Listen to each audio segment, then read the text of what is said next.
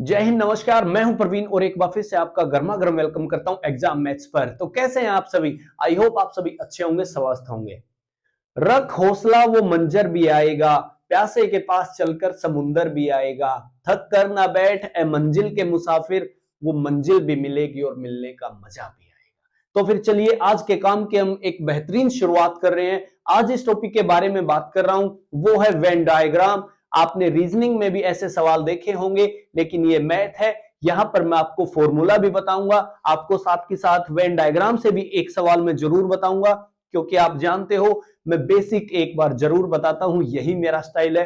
तो एक छोटे से सवाल से हम शुरुआत कर रहे हैं। वो सवाल इतना सा है, जरा देख लीजिए कि 65% विद्यार्थी मैथ में पास होते हैं। मैथ इतना भी मुश्किल नहीं है, 65 हुए कि 65% विद्यार्थी मैथ में पास हुए हैं, 48% फिजिक्स में पास हुए हैं और 30% विद्यार्थी दोनों में पास हुए हैं। तो दोनों में फेल होने वालों की प्रतिशत बताओ। तो इसके जैसे सवाल आपने रीजनिंग में काफी किए होंगे। तो पहले मैं आपको एक बार वेन डायग्राम से ही बता देता हूं ये सवाल, फिर मैं आपको मैथ के फॉर्मूले से बताऊंगा और फिर मैं आपको ये बात बताऊंगा कि फॉर्मूले में क्या कमी है, क्यों हमें फॉर्मूला यूज करना है, क्यों हमें फॉर्मूला यूज नहीं करना है। तो ये सारी बातें आज हम इस छोटी सी वीडियो में डिस्कस करने वाले हैं। तो एक छोटा सा सवाल ये है, तो जरा हम देख लेते हैं। सबसे पहले मैं पहले इसको आपको वेन डायग्राम से ही बता देता हूं क्या बोलना चाह रहा है वो। 65% विद्यार्थी मैथ वाले हैं, फिजिक्स वाले हैं और जी दोनों हैं। आप एक बात बताइए, 30% दोनों में पास हैं। यदि ये मैथ है और ये फिजिक्स है, यदि ये भौतिकी है, तो ये शेडेड एरिया वो है जो कि दोनों में है। यदि दोनों में 30% है तो यहां पर 30% मैंने लिखा। आप जानते हैं जी टोटल विद्यार्थी तो 100% होंगे। यदि 100% ही टोटल है और 30% दोनों में पास है, तो अब जरा देखते हैं, ये 65% विद्यार्थी मैथ में पास हैं, तो उसमें से 30% तो यहां आ चुका है। तो अभी कितना बचा? ये 35%। तो 35% विद्यार्थी वो हैं जो केवल और केवल मैथ में पास है। अब बात करते हैं फिजिक्स की। जैसे 48% है, 48% जी टोटल है, उसमें से 30 यहां आ जाता है, तो यहां पर कितना बचेगा? 18%। आप एक बात बताइए, यहां से ये सारा का सारा एरिया ये कितना परसेंट होगा? तो आपका जवाब होगा, मैं यहां पर लिख देता हूं कि 35, 35 प्लस 18 और जमा 30, ये कितने हो जाएंगे? ये हो जाएंगे 83। 83% विद्यार्थी वो हैं जो या तो फिजिक्स में पास हैं, या मैथ में पास हैं, या दोनों में पास हैं, एटलीस्ट वाले। इसका मतलब यह है कि 83% विद्यार्थी कम से कम एक सब्जेक्ट में पास जरूर हैं। यदि आप इसको 100 में से घटा दोगे तो 17% विद्यार्थी वो आ जाएंगे जो दोनों में क्या होंगे? फेल होंगे। दोनों में फेल वाले आ जाएंगे निकल के। यहां तक देख पा रहे हैं ना? तो 17% विद्यार्थी वो हैं जो कि दोनों में क्या है? फेल हो जाएंगे। ये हुआ वेन डायग्राम। ये सारा होता है, इसको बोलते हैं आप लोग वेन डायग्राम। वेन डायग्राम है कि नहीं? है ना? ये वेन डायग्राम है। तो अभी मैं इसी सवाल को ही आपको मैथ के फॉर्मूले से बताता हूं, है ना? तो उसके बाद हम बात करेंगे कि फॉर्मूले में क्या कमी है। तो इसको हटा दें, इसको हटा देते हैं। मैथ का फॉर्मूला ये भी आपने पहले कभी ना कभी जरूर देखा होगा भाई। वो फॉर्मूला इतना सा है, n A union B is equal to n A जमा n B minus n A intersection B. A intersection B. तो अब सुन लो कि कौन सी बातें क्या है। मैं जैसे सवाल के साथ ही बता रहा हूं आपको। ये एन ए वो हैं जो केवल मैथ में पास है, जो मैथ में पास है। ये मैथ वाले लिख देता हूं, ठीक है? ये एन बी वो हैं जो फिजिक्स में पास है, और ये क्या है? ये वो हैं जो दोनों में पास है, जो दोनों में पास है। तो फिर ये क्या होगा सर, ये जो ए यूनियन बी लिखा है मैं बताता हूं, ये वो है जो एटलीस्ट ए और बी, इसका मतलब ये हुआ जो एटलीस्ट मतलब कम से कम ए और बी में है, या तो ए में है या बी में है या जी दोनों में है, ये वो वाले हैं। तो अभी इनकी मैं वैल्यू रखता हूं, जैसे मैथ वाले पास हैं 65 और फिजिक्स वाले 48 और माइनस में जी दोनों में पास है 30, इसको लिखा। तो ये कितने होंगे, ये हो जाएंगे कितने 83। 83% विद्यार्थी वो हैं जो कम से कम एक सब्जेक्ट में पास जरूर हैं। यदि आप इसको 100 में से घटा दोगे तो वो आ जाएंगे निकल के जो दोनों में फेल हैं। 17% विद्यार्थी क्या है, दोनों में फेल हैं। आप इस बात को ऐसे समझें, यदि आपके पास टोटल 100 विद्यार्थी हैं और ये 83 वो हैं जो मैथ में पास हैं, जो फिजिक्स में पास है और जो दोनों में पास है, ये 83 वो हैं जो मैथ में पास हैं, जो फिजिक्स में पास है और जो दोनों में भी पास हैं। यदि मैं इनको हटा दूंगा 100 में से तो आपके पास वही बचेंगे जो कि दोनों में क्या होंगे, फेल होंगे। ये फॉर्मूला है, ये आपको याद रखना है, ये आपको याद रखना पड़ेगा, ये फॉर्मूला है जी, ठीक है। और ये फॉर्मूला आता है भाई साहब आपका परमुटेशन एंड कॉम्बिनेशन में, परमुटेशन एंड कॉम्बिनेशन। ये चैप्टर जब आएगा तो फिर इस फॉर्मूले को मैं फुल डिटेल से आपको बताऊंगा, अभी के लिए आपको ये केवल याद रखना है ना। तो अभी मैं आपको बताता हूं कि हमें फॉर्मूले का यूज कहां पर नहीं करना है। मैं इनको हटा रहा हूं, जैसे नीचे से ये, यदि सवाल में आपसे ऐसा पूछ लिया जाए कि केवल फिजिक्स वाले पास वाले बताओ, जो केवल फिजिक्स में पास है, जहां पर ओनली वर्ड आ जाए ना, ओनली फिजिक्स बताओ, ओनली फिजिक्स, केवल फिजिक्स में पास हो, तो उस चीज के लिए आप इस फॉर्मूले का यूज नहीं कर सकते हो। यदि आपके सवाल में केवल वर्ड पूछा गया है, केवल चाय पीने वाले बताओ, चाय, अरे ये पीने में ये कौन सी मात्रा लगा दी, केवल चाय पीने वाले बताओ, केवल चाय पीने वाले बताओ, तो इस केवल को निकालने के लिए आप फॉर्मूले का यूज नहीं कर सकते हो। फॉर्मूले का यूज आपको नहीं करना है यदि आपसे ओनली या केवल का जिक्र हुआ है तो, है ना। तो हम आगे बढ़ते हैं, लेते हैं एक और छोटा सा सवाल, ताकि मैं आपको सारी बातें बता पाऊं अभी, और भी जितनी भी बची हुई है तो इसको हटा देते हैं। सवाल इतना सा है, बिल्कुल छोटा सा मैं सवाल ले रहा हूं। वो सवाल इतना सा है जी, 34% विद्यार्थी मैथ में फेल हैं। मैथ में क्या है, फेल हैं, मैथ में फेल हैं। 42% जो है वो इंग्लिश में फेल हैं, इंग्लिश में फेल। फिर आपको बोला गया है कि 20% विद्यार्थी दोनों में फेल हैं, दोनों में फेल हैं। तो बताओ जी दोनों में पास कितने परसेंट होंगे, दोनों में पास, दोनों में पास कितने परसेंट है, कितने परसेंट है, ये आपको बताना है। सवाल इतना सा है, मैं फिर से बताता हूं, 34% विद्यार्थी मैथ में फेल हैं और 42% फिर इंग्लिश में फेल हैं और 20% दोनों में फेल है। तो बताओ कितने प्रतिशत विद्यार्थी दोनों में पास होंगे। तो फिर से वही बात है, जैसे मैं आपको बताता हूं कि जैसे एन ए यूनियन बी है, ये क्या होगा, जो ए में है, जो बी में है और जो दोनों में है, और जो दोनों में। आप इस बात को जाने, मैथ में फेल कितने हैं, 34, और इंग्लिश में 42, और जी दोनों में कितने फेल हैं, 20। यदि आप इनको सोल्व करते हो, 34 और 42 कितने, 76, 56, 56% विद्यार्थी वो हैं जो किसी न किसी में फेल है, जो किसी न किसी में फेल है। मैं लिख देता हूं, में फेल है। यदि मैं इनको 100 में से घटा लूं तो अपने पास वो चीजें बचेंगी जो कि दोनों में क्या होंगे, पास, दोनों में पास। पास ये इसके ऑप्शन नहीं है,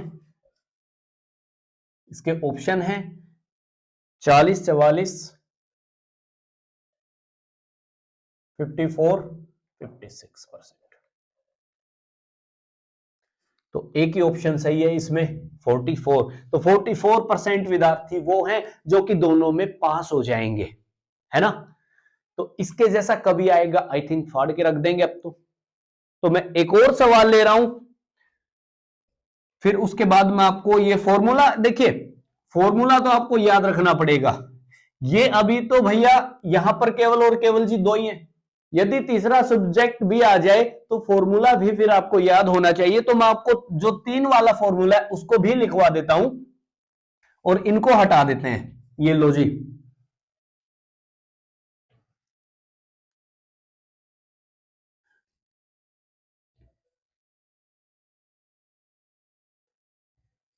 फॉर्मूले आपको याद होने चाहिए भाई। यदि आप ऐसा सोचते हैं फॉर्मूले के बिना मैथ हो सकता है तो आप सरासर गलत है। आप एक बात बताइए कि साइन स्क्वायर थीटा जमा कोस स्क्वायर थीटा ये एक नहीं होता है, क्या ये फॉर्मूला नहीं है भाई? क्या ये फॉर्मूला नहीं है? तो आपको फॉर्मूले भी याद रखने पड़ेंगे। चोल वंश, खिलजी वंश, फलाना डिमकाना, यार ये सारी बातें याद रखते हो ना, तो यहां पर आपको फॉर्मूले भी याद रखने पड़ेंगे। ये लो, तो दोनों फॉर्मूलों को मैं एक बार जल्दी से लिखवा देता हूं। जैसे एन ए यूनियन बी क्या होता है, ये होता है n A n B minus n A intersection B. ये तो 2 वाला हुआ, यदि आप चाहो तो 3 वाला भी लिख लो, A union B union C. ये क्या होता है, एन ए एन बी जमा n C minus n A intersection B minus n B intersection C minus n C intersection A जमा n A intersection B intersection C. ये हुआ 3 वाला। ये दोनों फॉर्मूले आपको याद हो जाने चाहिए भैया। यदि सवाल में 3 वाला आ जाता है ना, सवाल में चाय दूध और कॉफी भी आ जाती है, तो फिर वेन डायग्राम से चलना बहुत ज्यादा मुश्किल हो जाता है। तो फिर उस केस में आपको ये 3 वाला फॉर्मूला भी याद हो जाना चाहिए। हो जाएगा।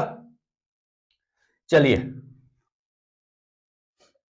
मैं इसको हटाता हूं और एक छोटा सा सवाल और ले रहा हूं अभी, कि अगर तुम साथ हो, यदि तुम साथ हो तो घबराने की बात थोड़ी है, यदि तुम साथ हो तो घबराने की बात थोड़ी है। हल्की बूंदाबांदी है, कोई तेज बरसात थोड़ी है। हल्की बूंदाबांदी है, कोई तेज बरसात थोड़ी है। ये राह ए मंजिल है, यहां पैर ऐसे ही उठते हैं। ये राह ए मंजिल है, यहां पैर ऐसे ही उठते हैं। ये राह मंजिल केवल सोचने वालों के बस की बात थोड़ी है। तो यदि आप केवल सोच के बैठे हो तो आपका नहीं होगा कुछ भी। यदि आप केवल सोच कर ही बैठे हुए हो तो भैया कुछ नहीं होगा। आपको हाथ पैर तो मारने पड़ेंगे, काम तो करना पड़ेगा, मेहनत तो करनी पड़ेगी आपको। तो एक छोटा सा सवाल ले रहा हूं, वो इतना सा है, 60% परिवारों के पास 60% परिवारों के पास केवल गाय है, केवल गाय है, गाय। फिर उसने आगे कहा है 30% के पास केवल भैंस है, केवल भैंस है। फिर कहा है 15% के पास ये दोनों हैं, ये दोनों चीजें हैं, गाय भी है और भैंस भी है। 15% ऐसे हैं। यदि 96 परिवार हैं, यदि 96 परिवार हैं तो कितने परिवारों के पास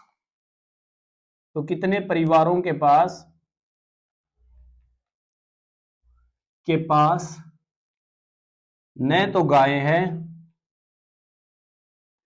न ही भैंस है। तो ऐसे कितने परिवार हैं जिनके पास ना तो गाय है ना ही भैंस है ना। तो देखिए बहुत जल्दी हो जाएगा अब ये, जैसे एन ए यूनियन बी है तो ये एन ए जमा n B minus n A intersection B हो जाएगा। आप एक बात देखिए,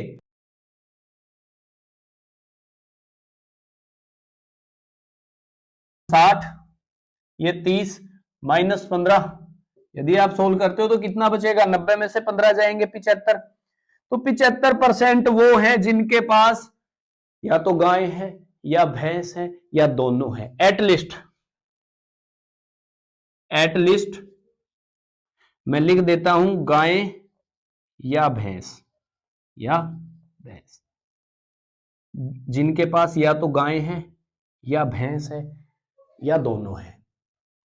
यदि वो 75% हैं तो क्या मैं ऐसा बोल दूं कि 25% वो हैं जिनके पास ना तो गाय है और ना ही भैंस है।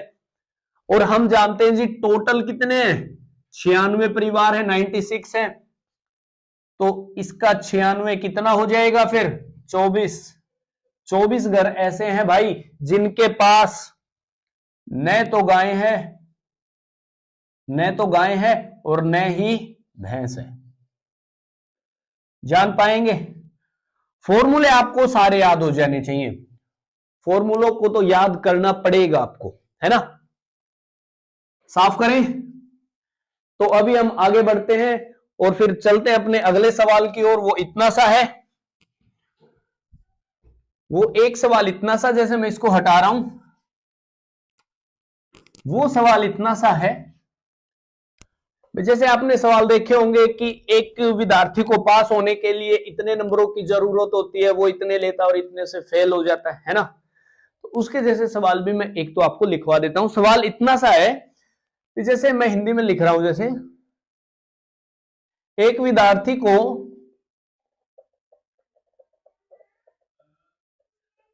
पास होने के लिए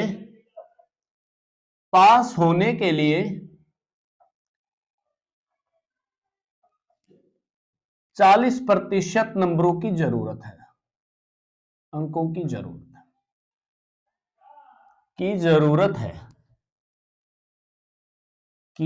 जरूरत होती है। यदि उसने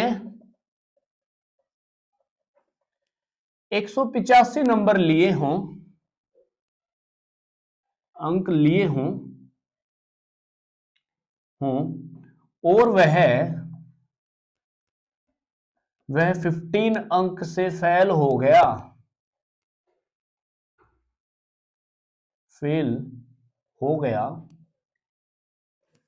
तो उस परीक्षा में अधिकतम अंक कितने थे। तो परीक्षा में अधिकतम अंक कितने हैं, अधिकतम अंक कितने हैं,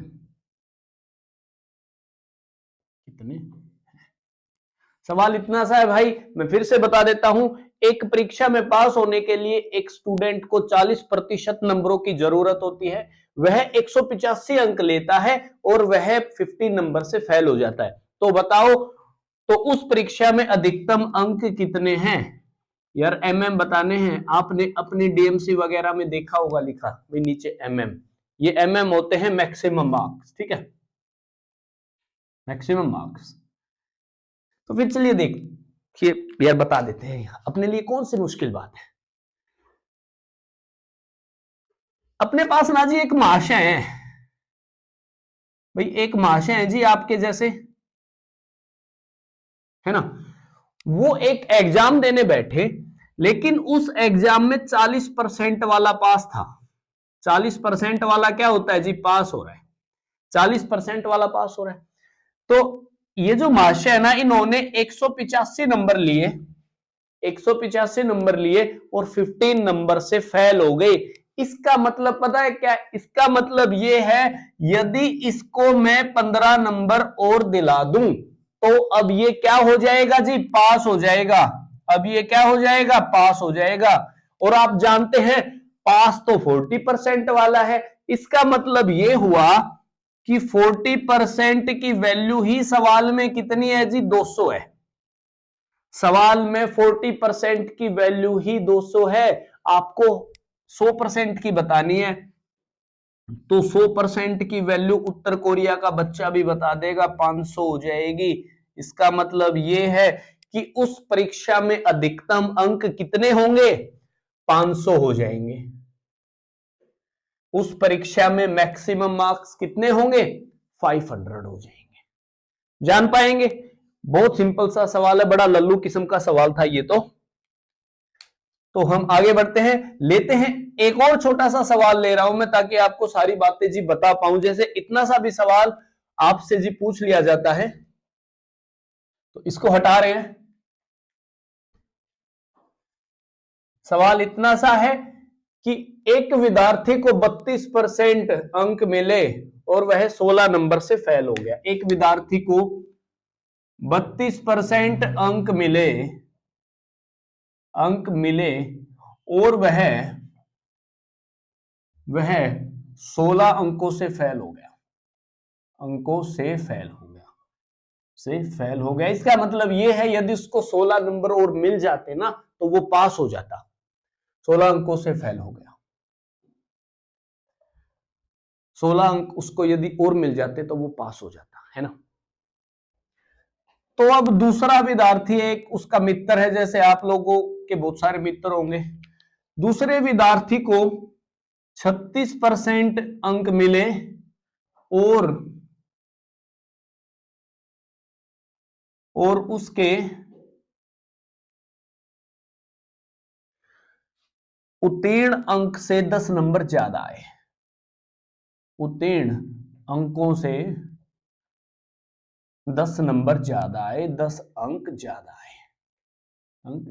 आए, ज्यादा आए। तो उसने आपसे पूछा है न्यूनतम पासिंग मार्क्स बताओ। न्यूनतम उत्तीर्णांक बताओ। वो आपको जी मिनिमम नंबर बताने हैं जिस पर आकर विद्यार्थी पास हो जाता है, वो आपको बताने। तो फिर चलिए देखिए, कोई ज्यादा मुश्किल बात तो है नहीं। आप एक बात बताइए, यदि मैं ऐसे कह रहा हूं कि मैं पी को क्या मान लेता हूं जी? पासिंग मार्क्स मान लेता हूं। Passing marks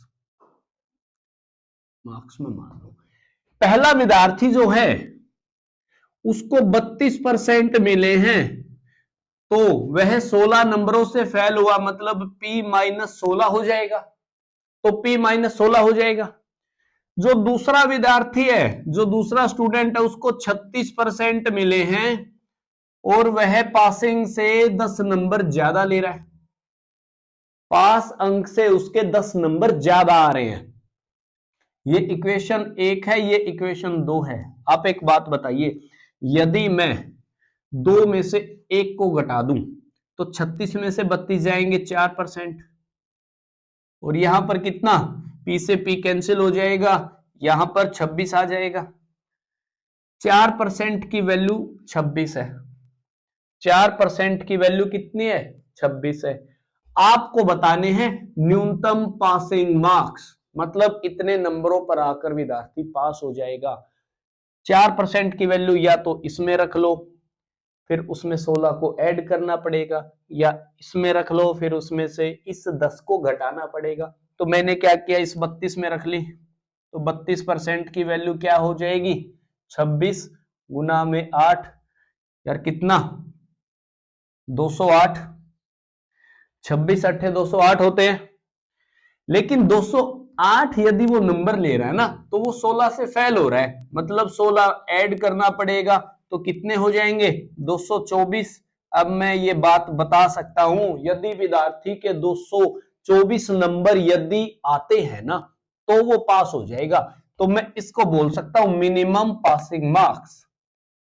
minimum passing marks मतलब इससे ज्यादा ही रहने चाहिए। यदि इससे आपके कम हुए ना तो फेल हो जाओगे। यदि आपके 223 नंबर भी हुए तो आप फेल हो जाओगे। यही मिनिमम पासिंग मार्क्स। इसके जैसा कभी सवाल आएगा, आई थिंक अब आपसे हो जाएगा, है ना। तो फिर चलिए मिलते हैं अपनी अगली वीडियो में। जब तक के लिए आप इस वीडियो को एंजॉय करिए, इस चैनल को सब्सक्राइब कर लीजिए, लाइक और शेयर करते रहिएगा और अपना भी ख्याल रखिएगा। फिर चलिए बाय बाय।